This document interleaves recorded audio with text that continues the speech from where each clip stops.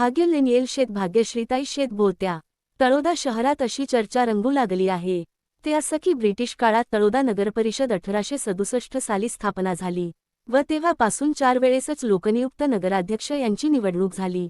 त्यात 1978 पासून ते 2025 पर्यंत 4 वेळेस लोकनियुक्त पदासाठी उमेदवारी झाली। नगराध्यक्ष पदासाठी निवडलेले उमेदवार 1978 मध्ये स्व. गुलाल बुलाखी माळी, 2001 मध्ये विमल काशीनाथ सोनवणे आणि 2017 मध्ये अजय छबुलाल परदेशी।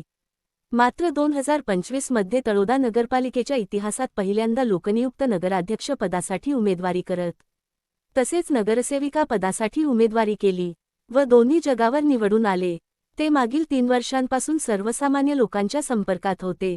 छोटे मोठे कार्यक्रमात जायचे, मग ते श्रीमंत असो की गरीब। व भाग्यश्रीताई चौधरी यांनी सर्वसामान्य जनतेला व त्यांचे पती योगेश चौधरी यांना तळोदा नगरपालिका नगराध्यक्षा पदावर विराजमान झाल्याचे श्रेय दिले।